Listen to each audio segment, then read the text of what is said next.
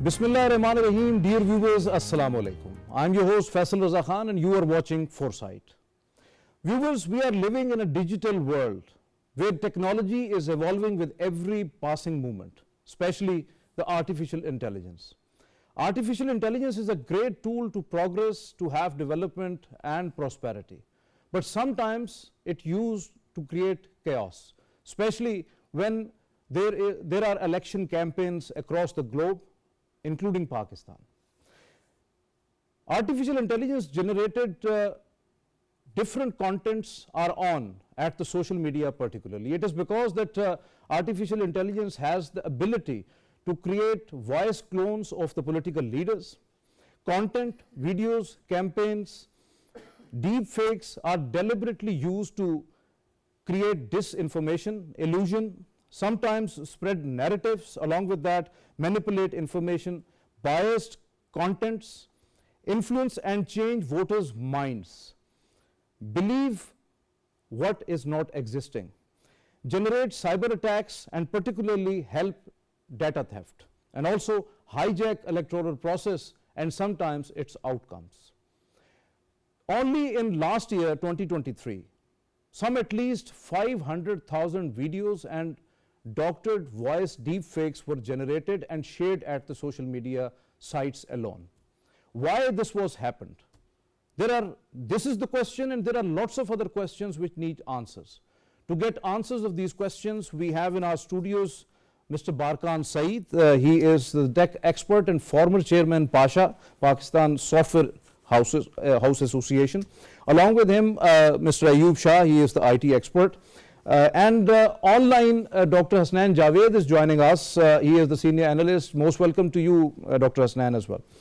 So my first question related to artificial intelligence to Mr. Barkan, to you. What artificial intelligence means actually, and as an IT expert, what you think that how much significance of the artificial intelligence for Pakistan particularly? Artificial intelligence definitely is the human attempt to recreate the brain that Allah has given us in form of, the intelligence that Allah has given us, and the research that has gone into AI over the years that allows basically computers and machines to interpret things, to see images, to understand things, is over the last 20-30 significant years is basically now come to a certain point where we see its impact and its value.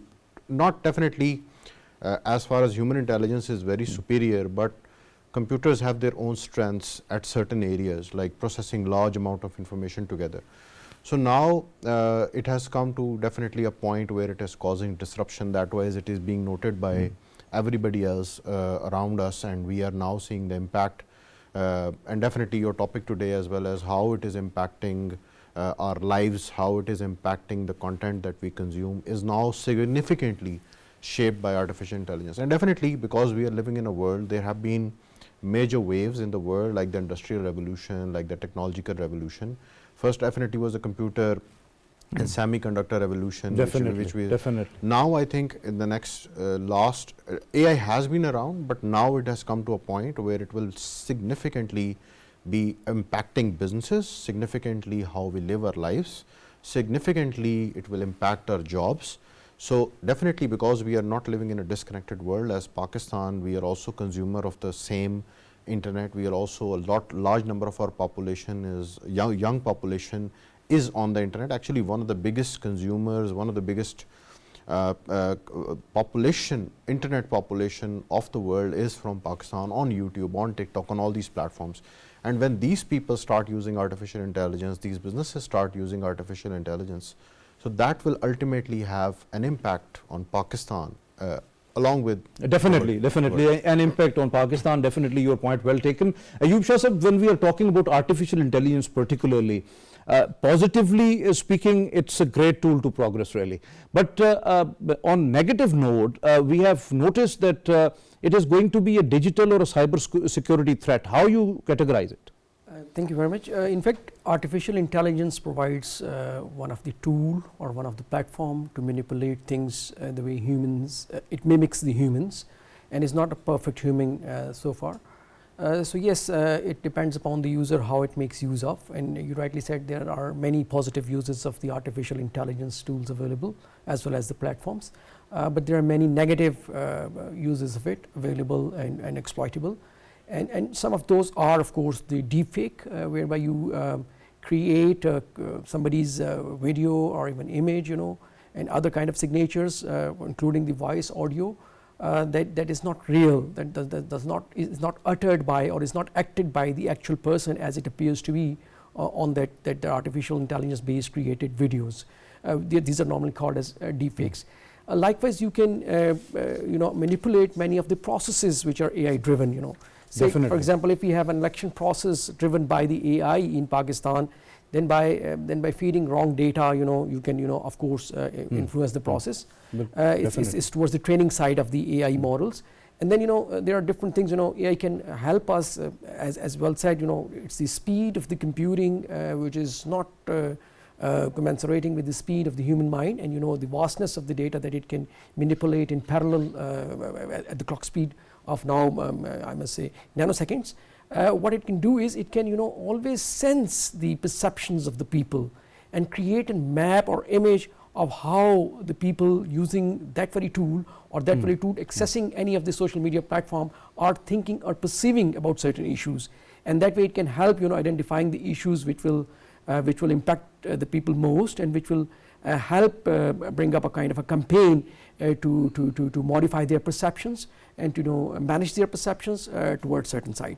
So there are so many negative adverse. It can be used also to exploit certain systems. You know, as AI is helpful in enhancing security of a system, it is useful towards breaching the security of a system. The exploits can be determined much rapidly, much fastly, and down to the intricate level of the code, you know, in between the lines of code, because of the speed I said, because of the training that it can get, you know, on the machine learning paradigm, and then it can help identify those exploitable open holes, open ports, and then, you know, we can the security can be compromised. Well said on that particular note. Dr. Hasnain, when we are talking about artificial intelligence, AI driven algorithm, do you think that that can exploit or manipulate human minds and public opinion as at the large scale and undermine the electoral process, and as a result disrupt the democratic system?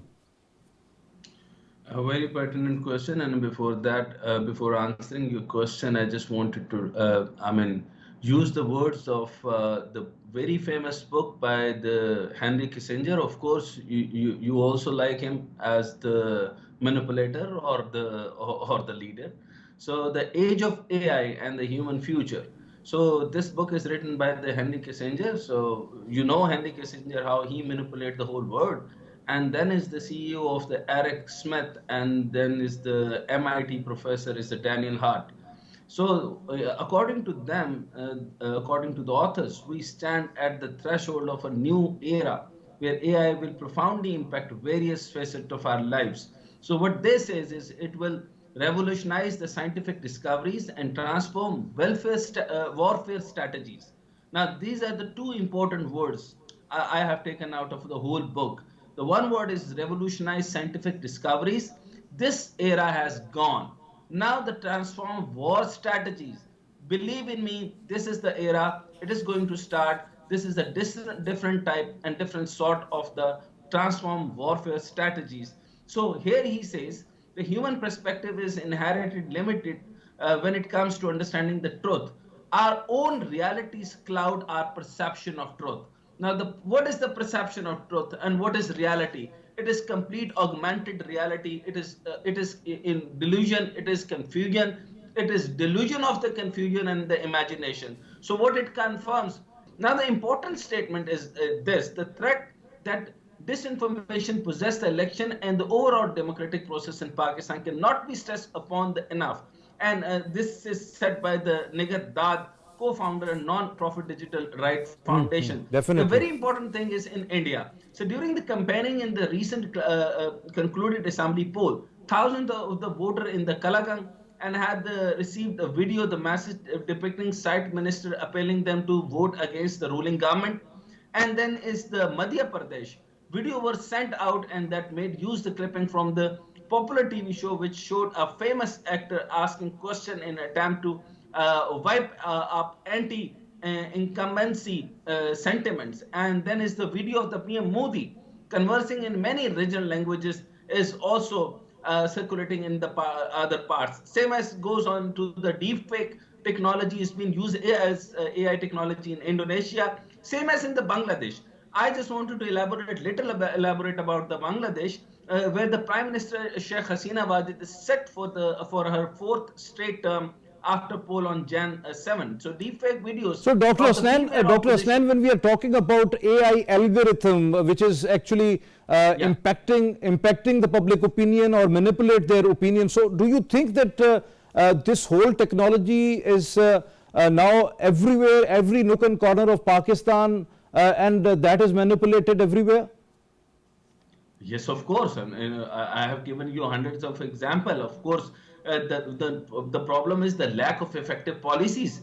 The old platforms are using AI technology. They are lack of effective policies. YouTube announced last June that it would stop taking down content spreading false claim about the 2020 US election on the past election, and the Meta quickly made the similar policy changes to the political ad rule in 22, and the past president has shown in the platform tend to have even less cover outside the West, with a major blind spot in the local language and content making, in misinformation and hate speech, not only more passive but also for the more dangerous. But let me tell you, they are not taking that much of the part. They are not creating the threat control policies. They are not creating this spam control system. So this is the very important thing. These platforms are responsible for all these areas, because it is everywhere to the people. They can make their voice clone. I can even I'm talking to you. You can take my voice. You are talking about voice clones, or through the deep fake technologies like doctored videos and all others. But do you think that they are also manipulating the data, whether it's official or private data? This is what I'm saying. This is what I'm saying. The major captivated data is been taken from the Google, and they have spread it. And again, from the State Bank of Pakistan and their other the banks, the central banks, the main data is being taken up from there, and they have spread it out anywhere. I have used because I'm researcher also, so I use different data, and it is available on anywhere. So I can they take that data and they elaborate data. They have taken up the data and they spread everywhere. So a logarithm is there. So how they use it, this is the dangerous effect of this whole. Dr. Hasnain, your point well taken. When we are talking about Barkan, about the data theft and use of AI algorithms and all others, how these are impacting, because most of the data is there at the websites of the different government websites, as well as e-entities, e-businesses and all that. So do you think the banking data and all of the data of the private citizens and all of that is going to be manipulated politically or for any other gains? Definitely. I mean, look, so AI definitely works on data. Whenever the use of technology is most evident and widely used, and money spent on either during war or when the stakes are very high, like in a political process, right? Obviously. And definitely whoever is looking to use that data, whatever tools that they have to get data access from the black market. So for example, I know that your interest is in a particular, you drive cream, I get your telephone data, who you are calling, I get your credit card data, where are you spending. Now based on that, I have a lot of information. And definitely, for example, I am a social media platform. When everything is digitized. Yeah, like for example, I am Facebook and YouTube. For example, there was a Facebook study that where some of their employees resigned because they put an allegation that the company is using the algorithm to manipulate opinions in certain jurisdiction. And that was basically evident in certain, campaigns like the Trump campaign, where they were manipulating opinion. So if somebody has that data about the American voter, where they know that what kind of opinions and things they like to talk about, and for example, anybody has access to the data, what people are interested in, whether they are interested in corruption, whether they are interested in anything specific, then they are using that data basically to give you the content that you need to see. based on your preference, because that's what advertisement system, that's what social media system does, is once it gathers your interest, it starts showing you the So, content. Barkan, do you not think that selling or using data without the consent of any individual or any entity is a crime? Absolutely, but the one And who it is a crime in Pakistan as well? it is definitely a crime, but the people who want to use it, it's not necessary for them. They are definitely going to their maximum limit to get whatever they can get access on. It's one thing doing a crime, and then it is another thing getting caught for it, right? So for example, somebody, even if you make laws, if you have very strict laws, stealing someone data, using someone data, so the person definitely who is doing it, for example, in the US elections, there were companies who were creating accounts. Now Facebook has put restriction on who can create account. It is even showing who created the account, the person that is on the back of. Now it has very strict restrictions on the ability to create account, the ability to advertise on platforms like Facebook and Google. Previously, before the elections, there were not such restrictions, and what that resulted in, what you saw in the elections, and now it's becoming very, very difficult. Definitely, like Hasnain Sahab said, that there is a responsibility on the Google, YouTube, and these platforms to control. But I think they are also catching up, because that AI technology is moving so fast. The ability to use and basically create accounts and control the data and basically show people. So what you suggest that people must have to be digitally aware that what are the digital rights of them, and how to put hurdles in between the common people and those who are actually data thieves or digital thieves? As a young nation in technology, we are still learning. I mean, we are still not educated about how our OTP, lot of people are calling our old people, password. People who are they're calling them to just basically, now people are learning, okay, what is OTP, what is security, and how it is important for them to excel in the digital Absolutely. business world particularly. So people are learning. It will take time, definitely not as fast as the digital advanced nations like other countries are there. But in Pakistan, we are a young nation on the internet. Mostly our youth is now using it. Our old people are still vulnerable. We don't even, I mean, me and you probably can tell what is the difference between doctor video, even though AI has come to a point where even sometimes we may not be able to tell unless we do a forensic. Yes, even definitely the private media particularly is using those videos who are doctored or might be created from the scratch, right from the scratch by artificial intelligence. So Ayub Shah Sahab, when we are talking about artificial intelligence and its negative use, how much it is dangerous for a political campaign or a political atmosphere in Pakistan when the general elections are right at the doorstep? Yes, the wrong or the unregulated use of the AI or exploitational use of the AI can disrupt the whole political process. It can, disrupt the whole democratic process. In fact, not only by its use by the ordinary people.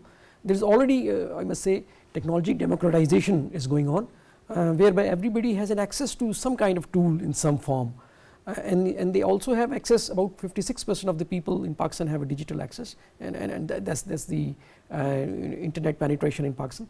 So about 56% of the people, not knowing what is right and what is wrong, may try and get access to some kind of platform and may create a content that may create an atmosphere of disruption in the whole process.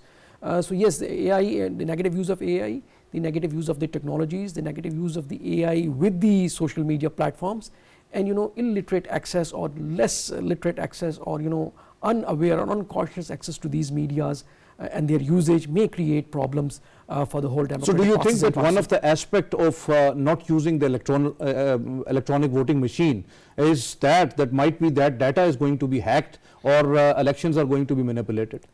Yes, the data security and the data transmission from an end user, that is a machine or maybe an end device, to a server or to a system that is there for the collection of it, dependent upon many factors. AI, of course, can you disrupt the security of such kind of systems, but we still have in Pakistan the systems which are near unbreachable. There is no system in the digital world that is not breachable.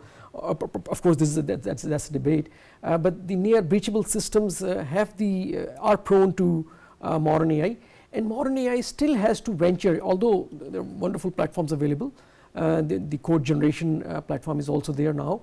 And what to talk of the code generation, the end, I mean, say the end functionality is becoming available to be produced using the AI tools and platforms. Yet the venture of the AI into causing a breach of the data is not as much there, but it cannot be ruled out.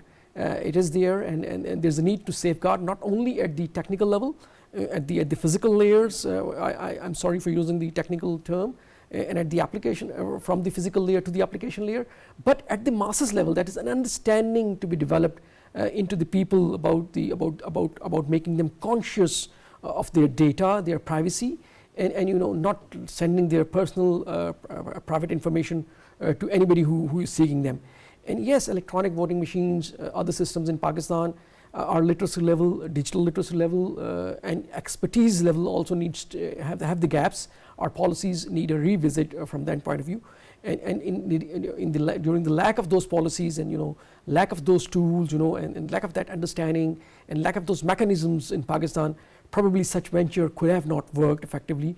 But it's a well elaborated, Ayub Shah Sahab. Dr. Hasnain, when we are talking about artificial intelligence ability to create clones or replicas of the political leaders and behave like them to attract voters. So you have just given an example of one of the imprisoned leader, how he has used AI for his own objectives. Whether those are right or wrong, that is a separate debate, but that artificial intelligence was used in that case. So how do you see that?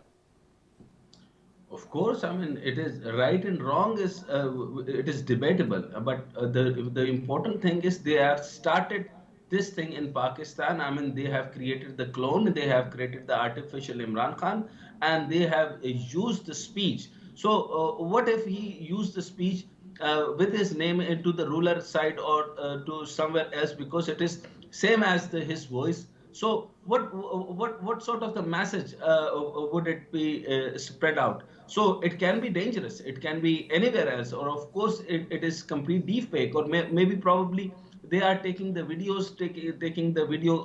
I mean, audio calls. They are taking everything, and at least the 500,000 videos and the voice deepfakes were shared on the social media sites globally in 2003, and 500 plus in the Pakistan. So how can you, and the most of the propaganda has been used, and the AI technology, or of course, because the young participant is from the PTI, the most of the propaganda has been used by the, or the cynical data I can use, or the cynical behavior has been used by the PTI. So this I would really not acceptable to the national security.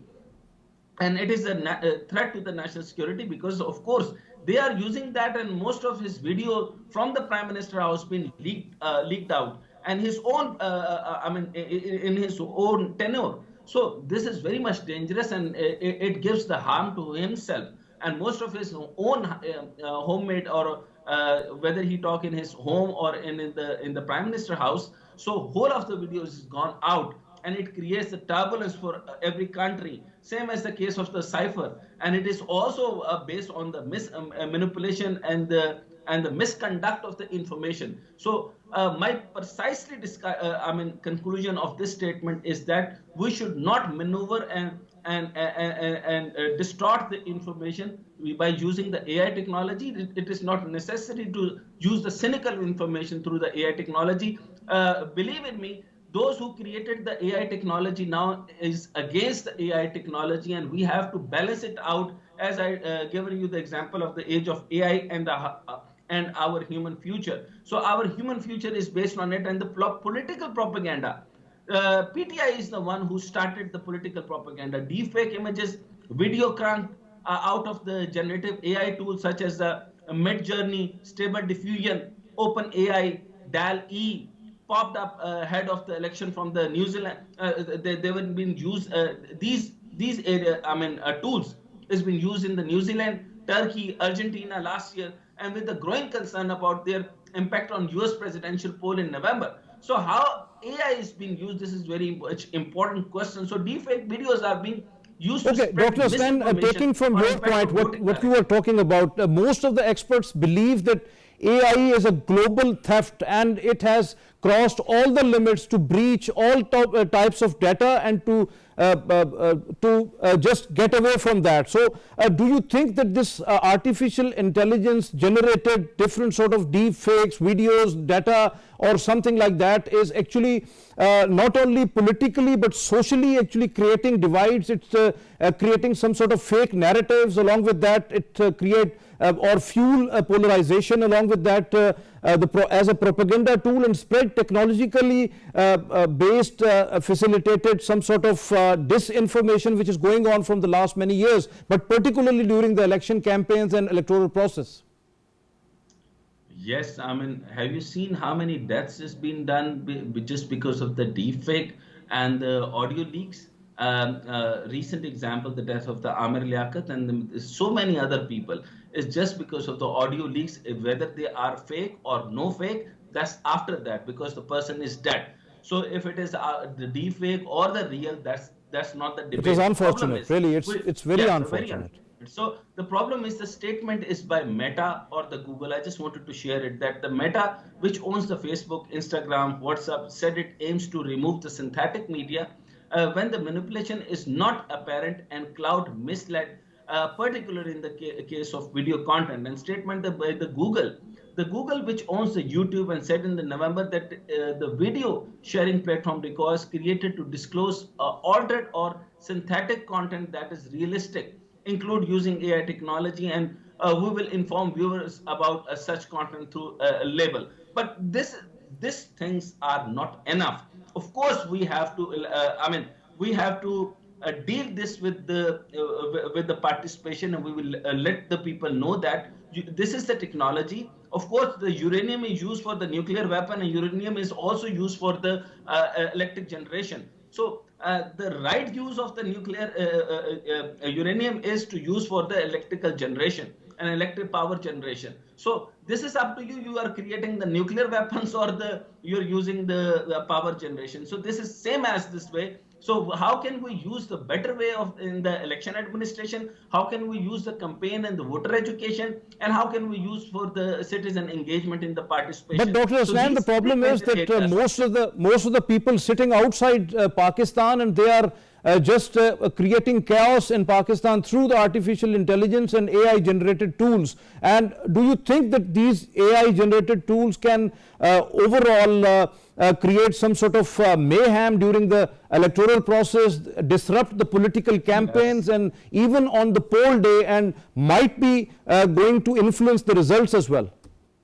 Exactly. Let me tell you, I am very much ready. And this cynical attempt will be by the India. Of course, they will do that. And I'm telling you that they want the chaos in Pakistan. And the voting this time the whole of the session, or if the election happens, they will create a mess on the social media. And you can see that the media is now being controlled. The whole media, for example, it is PTV or the other national TV, they are the skimming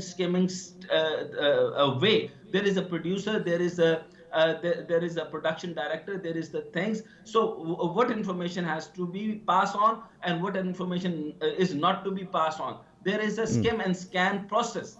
But in the social media, there is no skim and scan process. Whosoever come, whatsoever he want to say, how much disaster he can create any disaster, any information whatsoever he want, he can create his way, and all misconception he can give on that day. So believe in me, people think that now everybody on the social media, the perception is that the 80% of the vote belongs to PTI. But the thing is that did they really give you the economic hands-on? They can take you out from the economic lapses? Of course not. But the concept, they have created the perception that now they have done this, just with the social media platforms. Now it's only the perception which is stronger than reality. You're quite well taken. Exactly. You're quite well taken, Dr. Hasnain.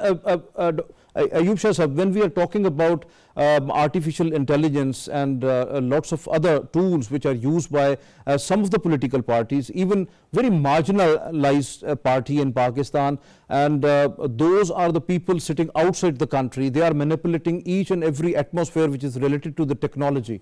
When we are talking about AI generated tools or some sort of data or doctored videos or something like that, we have seen that during some of the political agitations, some videos generated through AI, and then those were used by the traditional media as well. And unfortunately, those videos were surfaced everywhere, at the social media, at the traditional media, everywhere. So how do you see that impacts the society, and how it creates some sort of chaos-like situation and to win-win objectives to those who are actually generating these?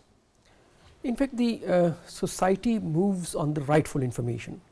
If you look at a flourishing society, the flourishing society will always rely upon what is fact and what is reality. Okay. Unfortunately, this synthetic content has not only helped in spreading of the information, both the misinformation and the disinformation. Misinformation by the layman people who don't know what is reality. They just create kind of a content which they think is appropriate, and they send it out, and what the impacts are they are unaware of. So this the intent is not negative, but the content that they have created might have a negative intent, and the disinformation by the virtue of the content particularly created to create a kind of a particular perception into the minds and hearts of the people. So yes, the both misinformation and the disinformation oriented content being thrown to a society adversely affects the very genesis of the society, because it changes the definition we have in our mindsets. And as we've talked a lot, on the bad content that was created and thrown to the society, it then the flooding of such content, or the excess of such content, or such content becoming accessible to the youth, creates a norm and it challenges the very norm on which a society rests. And yes, taking the same plea ahead to the elections, the process can be disruptive pre-poll, the process can be disruptive during the polls, and process can also be disruptive after the polls. And the example of the US is there. President Biden was attempted to be maligned right after his election to the office by the opposing party. Yeah, definitely. So your point well taken. Barkan, when we are talking about open AI, do you think that it is disrupting the political discourse and the media landscape overall, and by generating some sort of fake or manipulated content? OpenAI definitely is a very important moment in the history of artificial intelligence, because it has basically shown to the masses what AI can do. Previously, before OpenAI, the artificial intelligence generally was confined to technology companies or the companies or businesses who wanted to use AI to improve their business. OpenAI was the first tool, even though it existed, but it was the first tool that was free, and to that level where it was given to the masses to try out for free, and it showed people what they could do, and people were actually mostly surprised. And because previously when we used to pitch for an artificial intelligence project, it was very difficult convincing that what AI can do for you. Now customers come to us and tell us that we need this. And then OpenAI led to other tools like Midjourney. People saw Midjourney where you can take out any photo. Now the version 6 has come, which is producing very realistic images. Close to reality. Absolutely close to reality. There is a social media, there is a business company, there is an e-commerce website which I was looking the other day. All models generated by AI, they don't even exist in the real world. So OpenAI and all these tools, there are now hundreds and dozens of tools that are there, are definitely impacting how they have replaced, for example, OpenAI, not just in the political process, but even in the businesses, they have replaced low-level content writers.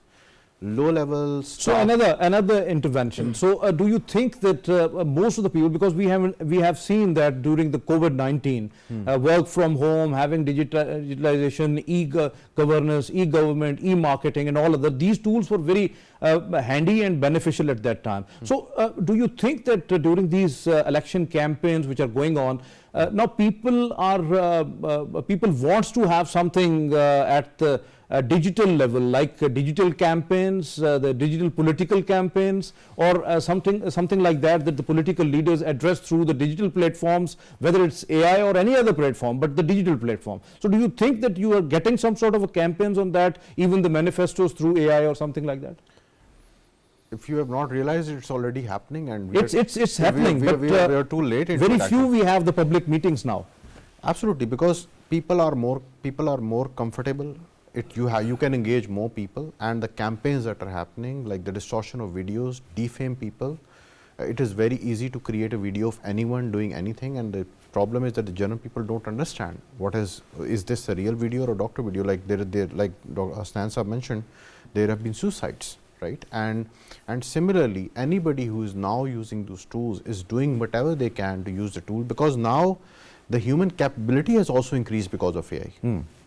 So technically it has not replaced low quality. You are getting the space at the space, but there is no space for others, really. Absolutely. I mean, there are people who could not write an email, right? Now they are using OpenAI to write a very good looking email. Now their productivity and level has increased. So now they are creating images. Now they are creating, I am not an artist, but I can go on Midjourney and create a very good looking image and sell it on Adobe Stock or anywhere else, right?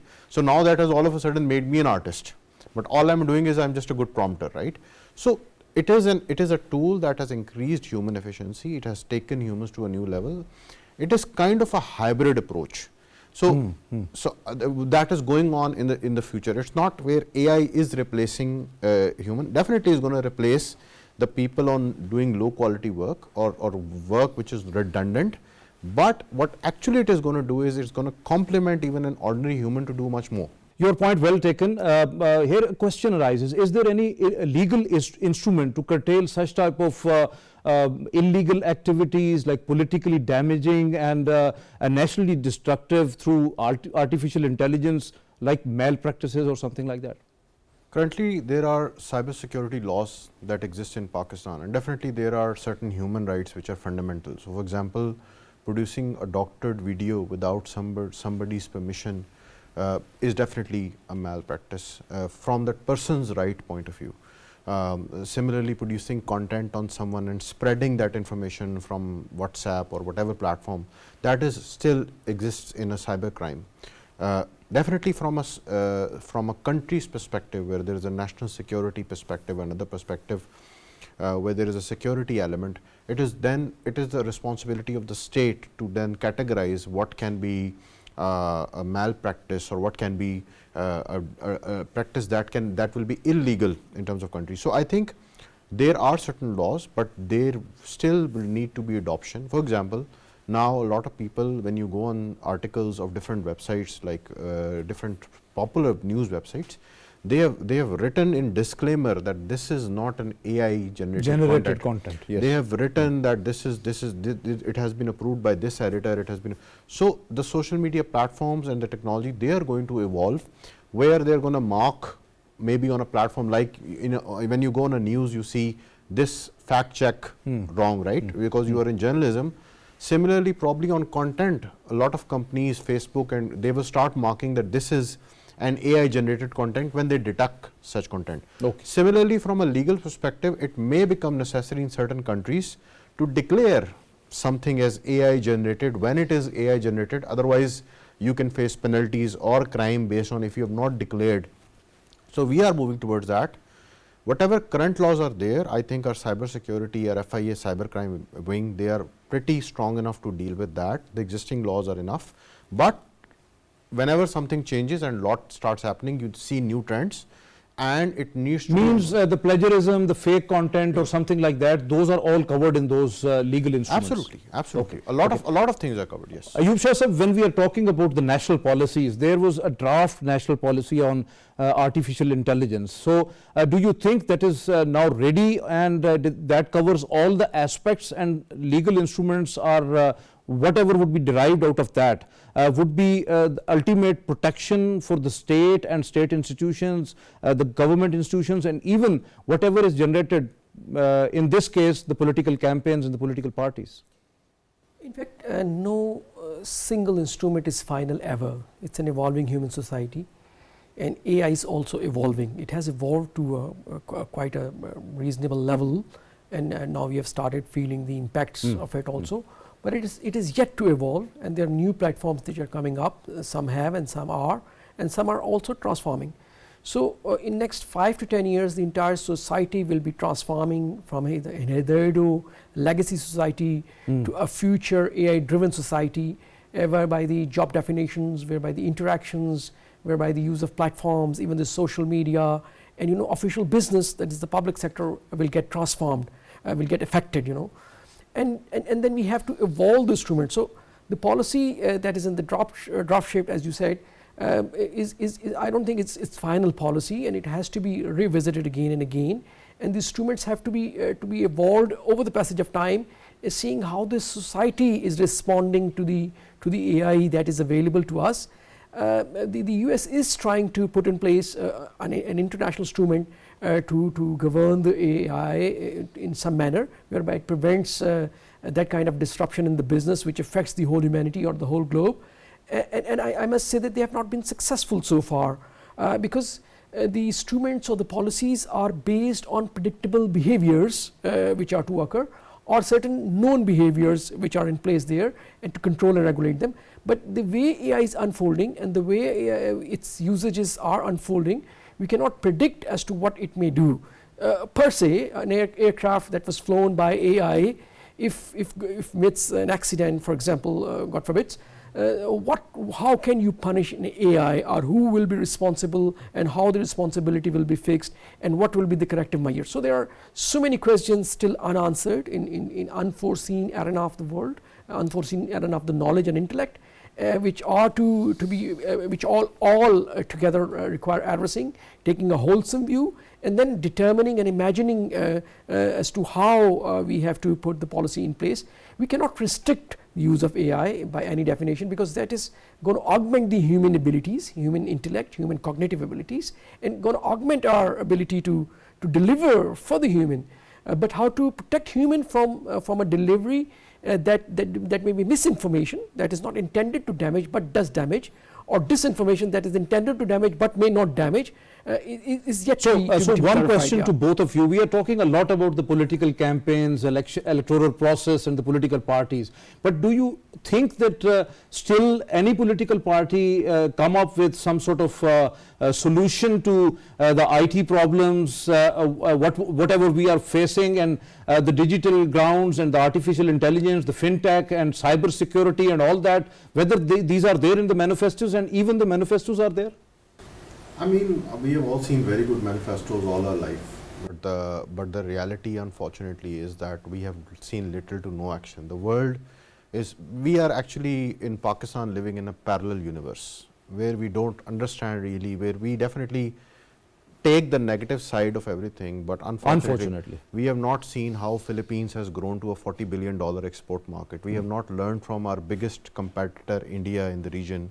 We have not even taken benefit of our biggest friend, China, in the world, of how they are using AI. So we are living in another universe where we don't understand the realities and complexities of how, and definitely the way to work around that is to, the powerful people are going to stay powerful in Pakistan, whoever is there, whoever has the power at certain time. But what they need to do is they need to make sure that they have the right individuals in front of them who know what is happening in the world and use that to get things done. What unfortunately I have seen is, because unfortunately IT exports has now become a political slogan rather than something that is, and a marketing stunt, because now a lot of our youth is digital, they are now freelancing, they are going global, and it is something that happened by itself.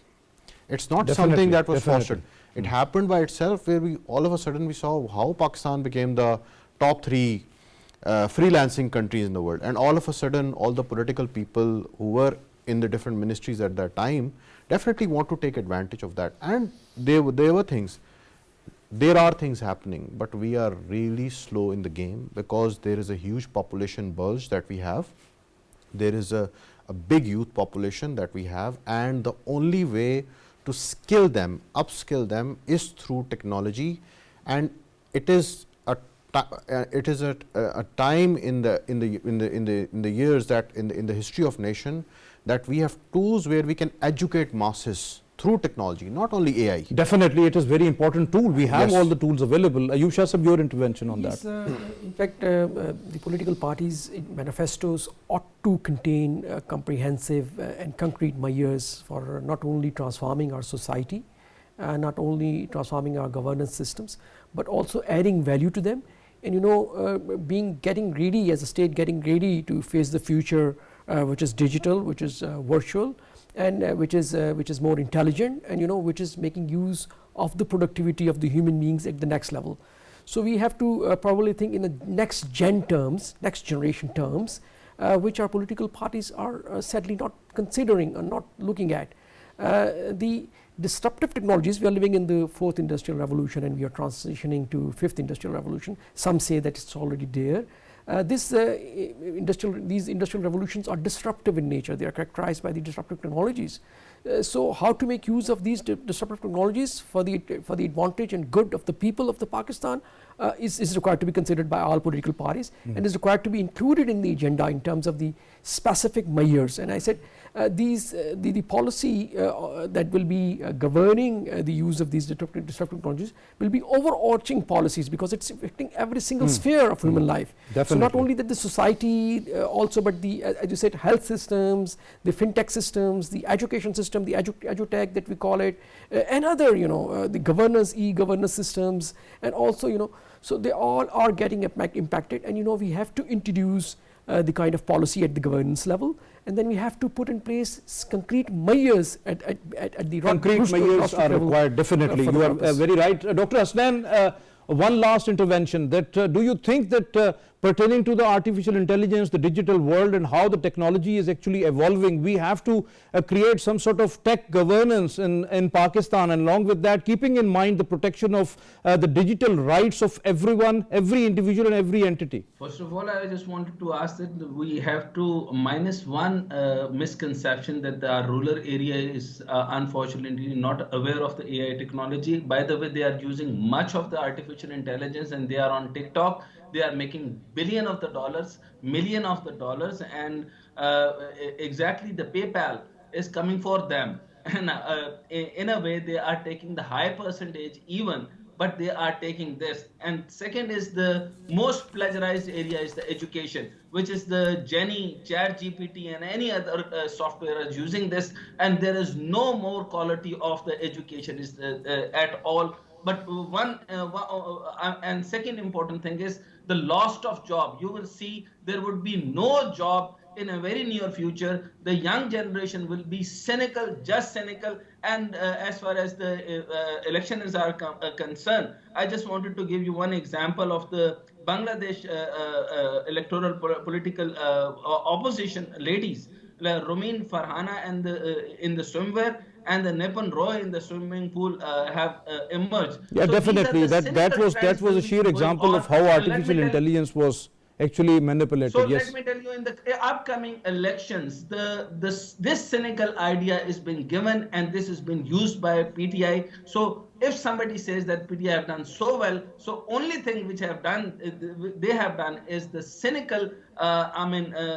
All these materials is being used by the AI technology and the use of IT in a cynical, bad way. So this all credit goes to PTI with apology. Yeah, thank you very much, Dr. Hasnain Javed, for being with us online. Thank you very much for your interventions. Thank you very much for your contributions, Ayub Shah Sahab. Thank you very much, Barkan. Thank you very much for your presence in the studios. Viewers, as you listen to our guests and experts, they suggested that artificial intelligence and all sorts of digital platforms, they have all the ability to disrupt the voters' mind, the political campaigns, the electoral process, and resultantly might be the democracy as well. But it is the high time that the state and the state institutions, the governments, and particularly the political parties, they have to be clear-headed regarding the technologies which are emerging, the digital world, and what the artificial intelligence is actually going to do that. So in that context, we have to take urgent but knowledge-based interventions into the different arena, particularly the digital world, and regarding the artificial intelligence particularly. So this is all from today's Foresight. It's time to sign off. Allah Hafiz on us.